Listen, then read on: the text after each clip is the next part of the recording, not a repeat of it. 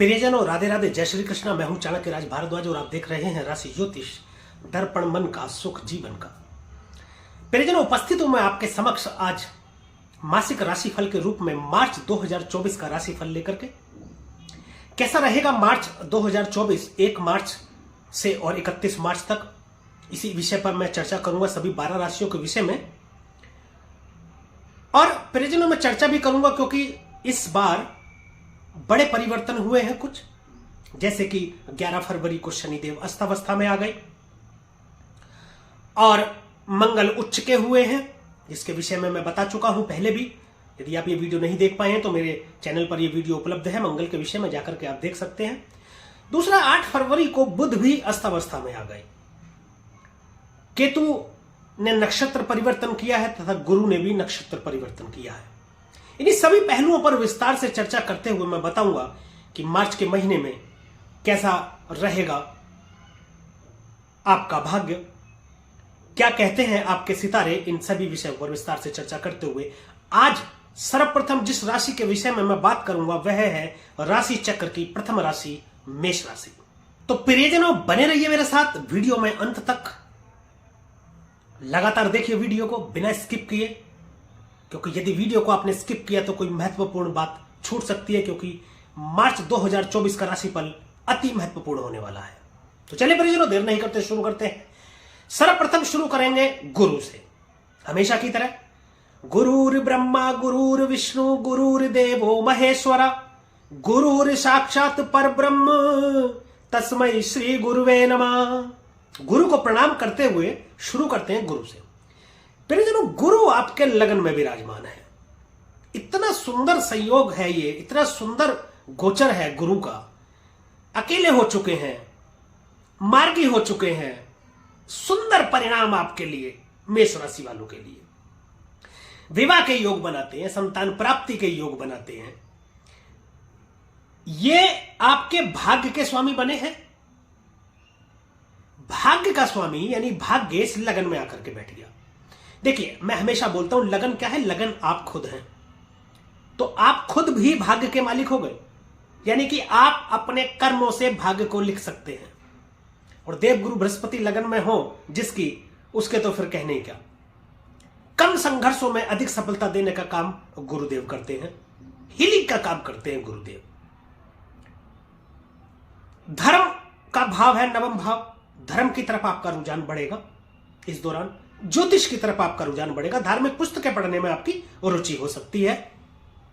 बड़े भाई बहनों से मधुर संबंध होंगे। प्रेम विवाह के योग बनाते हैं देवगुरु बृहस्पति। देवगुरु बृहस्पति आपके 12वें भाव के भी स्वामी हैं।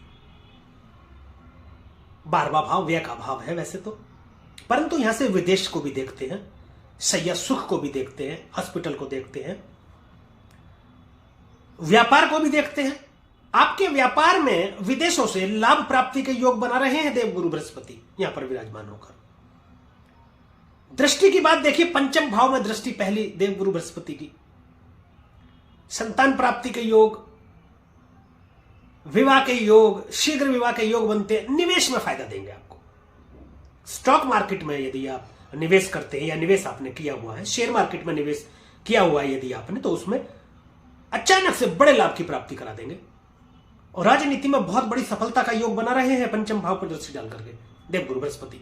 उच्च शिक्षा के योग बनाते हैं। ज्ञान की प्राप्ति हो सकती है, अद्भुत ज्ञान की। ऐसा ज्ञान जो पहले से आप लेना चाह रहे हो या जिस ज्ञान की प्राप्ति आप करना चाह रहे हो, इस दौरान उसकी प्राप्ति आपको हो सकती है।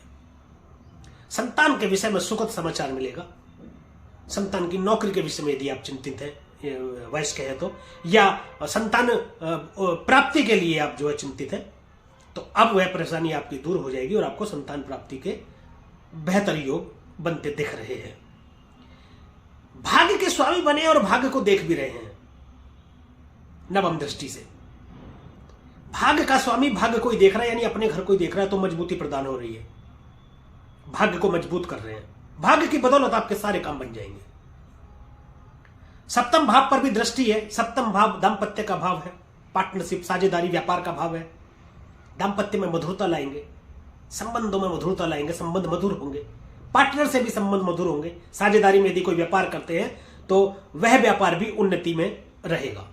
क्योंकि देखिए पार्टनर के साथ जब संबंध सामंजस्य बैठेगा, मधुर संबंध रहेंगे, तो नए नए आइडिया आएंगे और व्यापार बढ़ेगा, और व्यापार बढ़ेगा तो फिर धन की प्राप्ति भी आपको होगी। गुरु के बाद में अब बात कर लेते हैं प्रियजनों शनि की। देखिए शनि आपके 11 भाव में बैठे हैं। 11वां भाव लाभ का भाव है, इच्छा पूर्ति का भाव है, आमंदनी का भाव। प्रियजनों आमंदनी वह है जो आप कमाते हैं अपनी मेहनत से, वह आमंदनी का भाव है। बड़े बुजुर्गों का भी भाव है, उनका आशीर्वाद आपको मिलेगा। लाभ के अनेकों रास्ते आपके लिए उपलब्ध रहेंगे। विदेश यात्रा कराएंगे शनिदेव। अभी देखिए 11 फरवरी को ये अस्थावस्था में आ चुके हैं, परंतु 18 मार्च को ये उदय हो जाएंगे। 18 मार्च 2024 को प्रातः 7:49 पर शनिदेव उदय हो जाएंगे। फिर से वही काम शुरू कर देंगे। अभी अस्त अवस्था में, अस्त का मतलब है कि शनिदेव छुप गए, अस्त अवस्था में ये निष्क्रिय हो गए। ऐसा नहीं है कि कोई काम नहीं हो रहा है इनके द्वारा, कोई कार्य नहीं कर रहे हैं, परंतु जो काम कर दिया इन्होंने पहले वो एज इट इज चल रहा है। उदय होने के बाद में ये फिर से अपने काम पर लग जाएंगे। शनिदेव की बात करूं तो कर्म भाव के स्वामी बने, लाभ भाव में बैठे हैं। कर्म आपका लाभ से जुड़ गया। कर्म फलदाता तो शनिदेव है ही। यदि आप अपने कर्मों में तेजी ले आते हैं, कर्म अच्छा करते हैं, तो कोई आपकी इच्छा पूर्ति भी हो सकती है। इच्छा पूर्ति का भाव है।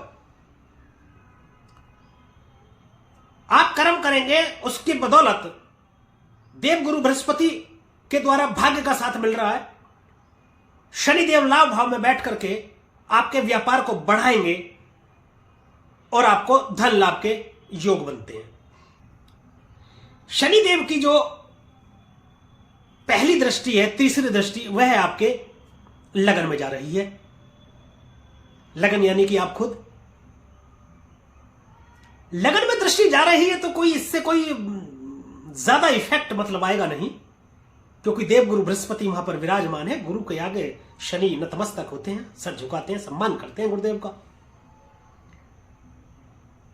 तो अच्छा फल ही प्रदान करेंगे वहां पर। यदि शनि कुछ थोड़ा बहुत करते भी, आपके अंदर अहंकार की स्थिति यदि कभी आती भी है, थोड़ा हो जाते हैं अहंकारी आप, तो देवगुरु बृहस्पति हाथों हाथ उसको ठीक करने का भी कार्य करेंगे। सप्तम दृष्टि इनकी पंचम भाव पे जा रही है। निवेश से फायदा कराएंगे। देखिए जो देवगुरु बृहस्पति कर रहे हैं वही शनिदेव कराएंगे, क्योंकि संयुक्त दृष्टि हो गई। देवगुरु बृहस्पति की पंचम दृष्टि और शनि की सप्तम दृष्टि, दोनों की दृष्टि पंचम भाव पे जा रही है। अच्छे फल प्रदान करेंगे। प्रेम विवाह के योग बनाते हैं और सरकारी नौकरी के योग बनते हैं। यदि आप उसके लिए प्रयासरत हैं तो प्रयास तेज कर दें, या कोई परीक्षा आप दे चुके हैं या देना चाहते हैं, आप दे रहे हैं परीक्षा, तो बहुत अधिक संभावना है कि उसके परिणाम आपके पक्ष में आए। दसम दृष्टि शनिदेव की जो जाएगी, अष्टम भाव में जाएगी। देखिए अष्टम भाव ऑकल्ट साइंस का भाव है, गुप्त विद्या, गूढ़ रहस्य, तंत्र मंत्र, ज्योतिष। अचानक से घटित हो जाने वाली घटनाओं को अष्टम भाव से देखते हैं, परंतु अचानक से बहुत बड़े धन लाभ की प्राप्ति भी अष्टम भाव करा देता है। लाभ भाव में बैठ करके यदि अष्टम भाव में दृष्टि डाल रहे हैं तो अचानक से बहुत बड़े धन लाभ के योग तो बनाते हैं, परंतु यात्रा में चोट चपेट, एक्सीडेंट, कोई दुर्घटना के योग भी बनाते हैं। उससे आपको सावधान रहना है।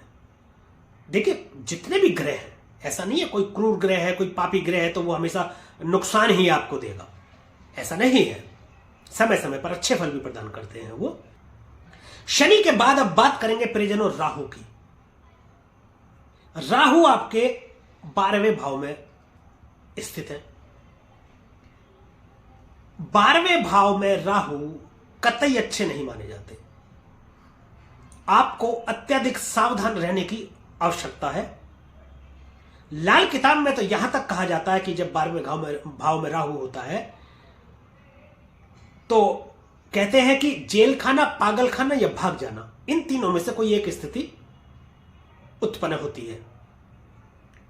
परंतु डरने की आवश्यकता नहीं है। देखिए ज्योतिष क्या है? ज्योतिष संभावना है और सावधानी। संभावना यदि आपको पता चलती है और फिर सावधानी भी आपको पता चलती है तो सावधानी रखने से, नकारात्मकता से बचा जा सकता है। तो सावधानी रखेंगे सब कुछ ठीक रहेगा। विदेश यात्रा तो कराएंगे आपकी राहु, नेगेटिव परिणाम देंगे तो पॉजिटिव भी देंगे।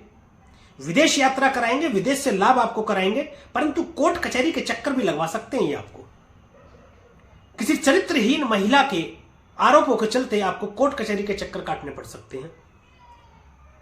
किसी विवादित स्थिति में फंसकर आप मुकदमेबाजी में भी फंस सकते हैं, तो उससे आपको सावधान रहने की जरूरत है।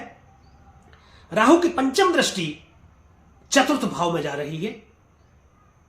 देखिए, जहां दृष्टि डालेंगे राहु, उसमें वृद्धि करेंगे, और वृद्धि भी बहुत बड़ी करते हैं, क्योंकि राहु को बड़ा ही चाहिए, जो भी चाहिए। भवन, भूमि, वाहन तीनों की प्राप्ति करा देंगे आपको। घर भी लेंगे तो कोई बड़ा घर लेने की सोचेंगे आप, बड़ा घर ले सकते हैं, बड़ी प्रॉपर्टी खरीद सकते हैं, कोई बड़ी गाड़ी खरीद सकते हैं आप। माता का स्वास्थ्य थोड़ा सा प्रभावित हो सकता है, उसमें सावधानी आपको रखने की जरूरत है। सप्तम दृष्टि से छठे भाव में देख रहे हैं, रोग रिपु ऋण में आपको फायदा करेंगे। शत्रुअंता योग बनाते हैं, दृष्टि डाले हैं बैठे। शत्रुओं से आप सावधान रहेंगे, शत्रुओं से आप सावधान हो जाएंगे, आपको शत्रुओं की पहचान होगी, और शत्रु आपका कोई कुछ बिगाड़ भी नहीं पाएंगे। नवम दृष्टि अष्टम भाव में है, यहां पर शनि की भी दृष्टि है। शनि और राहु आपस में मित्र है। जैसे कि राहु भी परिवर्तन का कारक है, अष्टम भाव भी परिवर्तन का कारक है। कोई जॉब इत्यादि यदि आप कर रहे हैं तो उसमें परिवर्तन हो सकता है, परिवर्तन कर सकते हैं। हो सकता है आप नौकरी छोड़ करके व्यापार करने का सोच रहे हो, ऐसा भी हो सकता है। ये दोनों तरीके से हो सकता है। हो सकता है कोई नौकरी आप कर रहे हो, वो नौकरी आपकी छूट जाए, या नौकरी आप छोड़ दें इस चक्कर में कि मैं व्यापार करूंगा। परिवर्तन भी देखने को मिल सकता है आपकी नौकरी में। हो सकता है आपकी पदोन्नति हो जाए, पदोन्नति भी किसी बड़े पद पर हो जाए, जिसमें आपकी वेतन वृद्धि भी हो सकती है। ससुराल पक्ष से कुछ तनाव की स्थिति हो सकती है, उसमें आपको सावधान रहने की आवश्यकता है। राहु के बाद परिजनों केतु की बात करेंगे। केतु छठे भाव में स्थित है।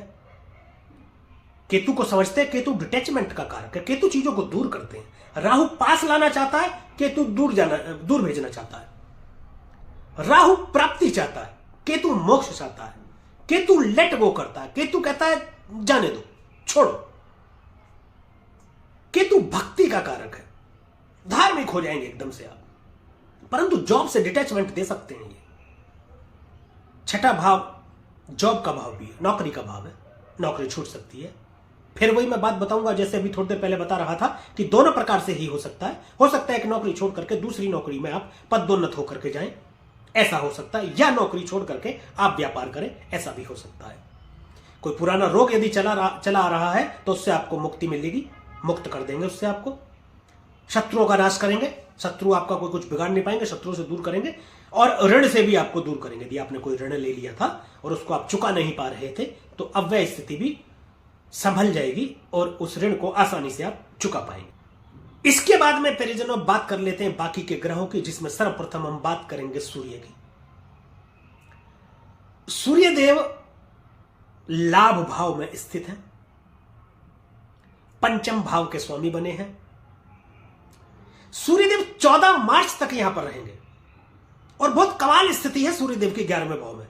इतनी गजब स्थिति है, आत्मविश्वास आपका देखते ही बनेगा, गजब की एनर्जी रहेगी आपकी, आपकी कार्य क्षमता बढ़ जाएगी, जिससे आपको अधिक लाभ प्राप्ति होगी। सरकार से लाभान्वित हो सकते हैं। सरकारी यदि कोई काम करते हैं, जैसे आप गवर्नमेंट कॉन्ट्रैक्टर हो, यदि आप या सरकार से संबंधित कोई कार्य आप करते हो, सरकार के साथ मिलकर कोई कार्य आप करते हो, उसमें आशातीत आपको सफलता मिलेगी। पिता से आपको बहुत सहयोग मिलेगा इस दौरान। बाकी और भाइयों के मुकाबले, या आप महिला हैं तो बाकी और बहनों के मुकाबले, या और बाकी भाई बहनों के मुकाबले आपको अधिक सहायता, सपोर्ट आपको मिलेगी पिता की। इस वक्त पिता आपको सपोर्ट करेंगे। संबंधों में मधुरता लाएंगे, प्रेम संबंध प्रगाढ़ होंगे। हो सकता है किसी के साथ आप रिलेशन में आ जाएं इस दौरान। यदि किसी के साथ रिलेशन में हैं तो वो संबंध मधुर होंगे। दाम्पत्य जीवन में भी मधुरता लाएंगे, संतान के साथ संबंध आपके अच्छे रहेंगे। राजनीति में बड़ी सफलता, कोई बड़े पद की प्राप्ति आपको हो सकती है। 14 मार्च तक यह रहेंगे। 14 मार्च के बाद में यानी 14 मार्च को ये गोचर कर जाएंगे मीन राशि यानी आपके 12वें भाव में। 12वां भाव खर्च का भाव है, व्यय का भाव है। सावधान रहने की जरूरत है आपको। दाम्पत्य जीवन में कुछ कड़वाहट की स्थिति हो जाएगी, उससे आप पहले ही सावधान रहें। सरकार से लाभान्वित हो सकते हैं आप। विदेशों से व्यापार को जोड़कर कुछ बड़े लाभ की प्राप्ति आपको करा सकते हैं। खर्चे आपके बढ़ सकते हैं। पंचम भाव के स्वामी है, 12वें भाव में बैठेंगे, संतान के ऊपर खर्च हो सकता है। राजनीति में कोई बड़ा खर्चा आ सकता है। संतान की शिक्षा पर आप खर्च कर सकते हैं। विवाह इत्यादि पर खर्च हो सकता है। तो शुभ कार्यों में भी खर्च हो सकता है, अशुभ कार्यों में भी खर्च हो सकता है, जैसे कि किसी रोग के कारण या चोट चपेट के कारण आपको हॉस्पिटलाइज होना पड़े और उसमें आपका खर्चा हो। तो चलिए सूर्य के बाद अब बात करते हैं परिजनों हम मंगल की। मंगल आपके 10वें भाव में स्थित है और 15 मार्च तक ये यहां पर रहेंगे। मंगल उच्च के हैं, आपकी राशि के स्वामी हैं। आपकी राशि के स्वामी मंगल उच्च के होकर के 10वें भाव में गोचर कर रहे हैं। गजब का फल प्रदान कर रहे हैं ये आपको भी, और 15 मार्च तक तो करेंगे ही करेंगे। गजब की एनर्जी आपके अंदर रहेगी। यदि आप पुलिस विभाग में है तो आपके प्रमोशन के चांस बनते हैं। अत्यधिक संभावना है कि आपका प्रमोशन हो। यदि आप प्रयास कर रहे हैं पुलिस में जाने के लिए, नौकरी के लिए, तो वह प्रयास भी आपका सफल होता दिख रहा है। मंगल की एनर्जी आपके अंदर रहेगी तो आप कोई भी कार्य यूं कर जाएंगे। आपके कार्य पैलेस पर आपकी एनर्जी अलग देखने को मिलेगी और आप बेहतर काम कर पाएंगे औरों के मुकाबले। 15 मार्च के बाद में मंगल देव 11वें भाव में गोचर कर जाएंगे। 15 मार्च को शाम को 5:42 पर मंगल देव 15 मार्च 2024 को कुंभ राशि में प्रवेश कर जाएंगे। बहुत शानदार फल प्रदान करेंगे। वहां भी बड़े भाई बहनों से, पिता से संबंधों को मधुर करेंगे, अच्छा करेंगे। व्यापार में आपको लाभ देंगे, परंतु वाणी पर थोड़ा सा आपको कंट्रोल रखना पड़ेगा, क्योंकि वाणी में आपकी थोड़ी सी दोष उत्पन्न हो सकता है, क्योंकि मंगल की एनर्जी बहुत ज्यादा है।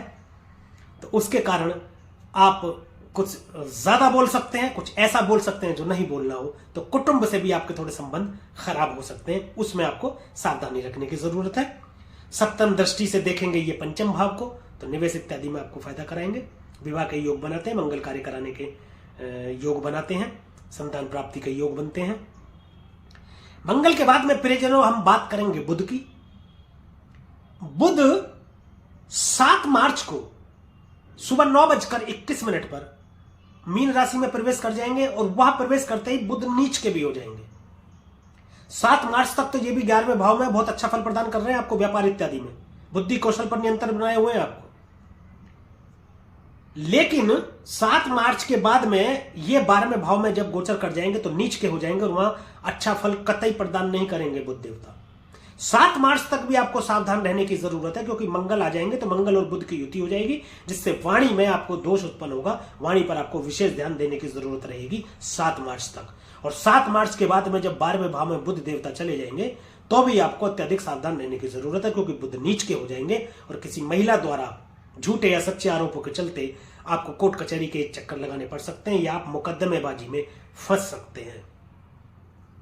अपमानजनक स्थिति आपकी हो सकती है, इससे आपको ध्यान रखने की जरूरत है।